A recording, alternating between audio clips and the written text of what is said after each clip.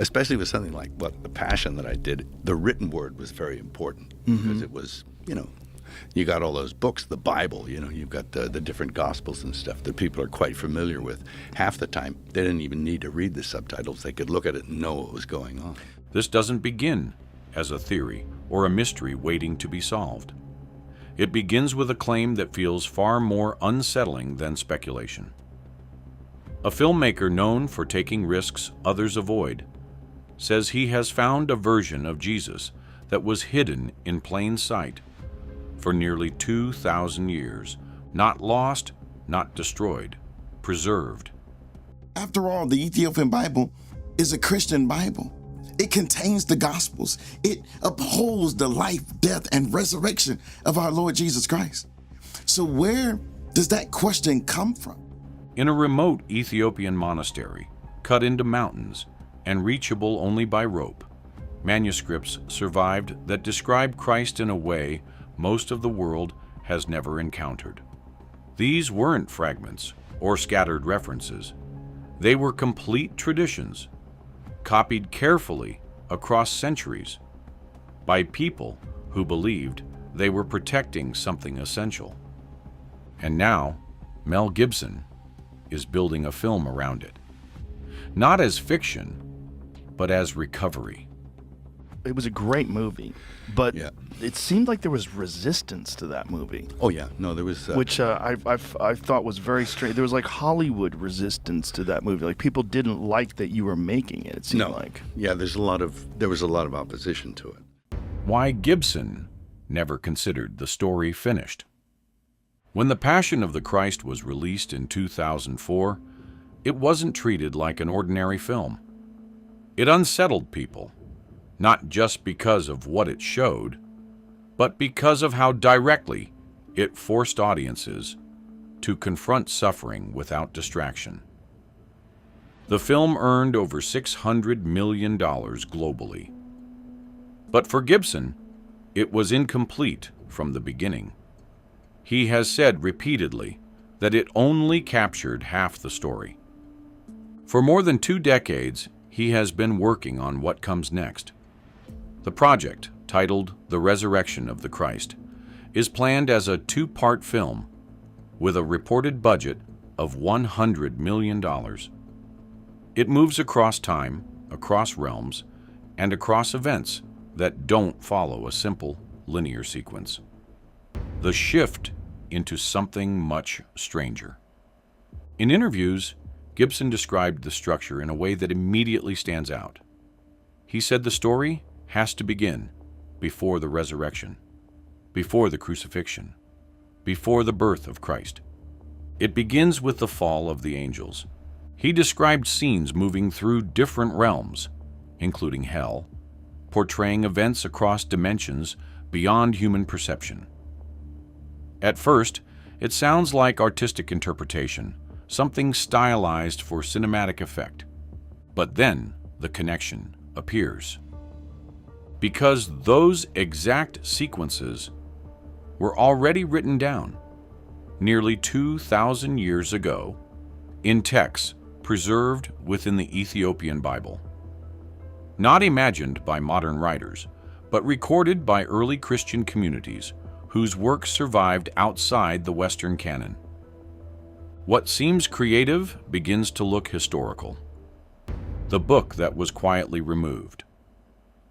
At the center of this discovery is a text most people were never meant to read. The Book of Enoch, written centuries before the birth of Christ, was widely known and referenced in early Jewish and Christian traditions. Its descriptions are not vague. They present a figure called the Son of Man, appearing in a heavenly court, surrounded by fire and authority, presiding over judgment, not portrayed as gentle or symbolic. When compared with the Book of Revelation, the similarities are difficult to ignore. The imagery aligns in detail. The language overlaps. Scholar George Nicholsburg noted the parallels were not accidental. The author of Revelation was drawing from something older, already established. Then something changed. In 363 AD, the Council of Laodicea formally rejected Enoch from the canon. Copies were destroyed or dismissed. The text was labeled as dangerous. Not incorrect. Dangerous. How? Ethiopia preserved. What others removed? While much of the Christian world standardized its scriptures, Ethiopia followed a different path. The Ethiopian Orthodox Church, established in the 4th century, developed in relative isolation, and that isolation became protection. Texts removed elsewhere remained intact. Monks continued copying manuscripts in the ancient Ge'ez language, preserving entire traditions that disappeared in the West. In remote mountain monasteries, generation after generation continued the same careful work. The Garima Gospels, dated between the 4th and 7th centuries, forced scholars to reconsider assumptions about early Christianity. The Ethiopian Bible contains up to 88 books. That difference is not small. It changes the entire framework. The Christ described in these texts. What these texts reveal is not a contradiction of familiar teachings. It's an expansion that changes the scale completely. In Western tradition, Jesus is often presented in ways that emphasize approachability. Compassion, humility, and forgiveness remain central. Those qualities exist in the Ethiopian texts as well. But they are not the full picture. Here, Christ is described as both compassionate and overwhelming. A presence that comforts, but also commands. His appearance is radiant, almost unbearable in intensity. His voice carries authority across realms. This is not symbolic language. It is treated as literal description. This is not just a teacher or a guide. This is a figure operating at a scale that reshapes how the entire story is understood. The teaching that challenged power. The deeper difference appears in what these texts say about human beings. One passage describes humans not as beings defined by dust or separation, but as children of light. The implication is direct. The divine is not distant. It exists within. If the connection between humanity and the divine is internal rather than external, the role of institutions shifts. Authority no longer acts as a gatekeeper. Access does not require mediation. Systems of religious power historically relied on controlled access to forgiveness, ritual, and salvation. Remove the need for mediation, and the structure weakens. This is where theology overlaps with power, and where certain ideas become difficult to sustain within organized systems. The journey through the 7 heavens. The most striking material appears in the Ascension of Isaiah, another text preserved within the Ethiopian tradition.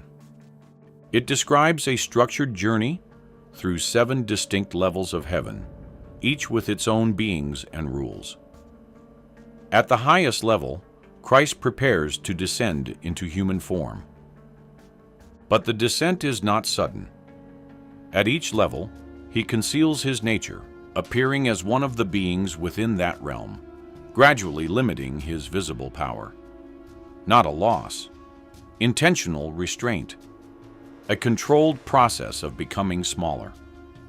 By the time he reaches Earth, nothing about his appearance reveals what he is.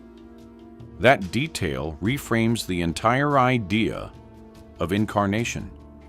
It is not a fall. It is a sequence of choices. The crucifixion as a cosmic event.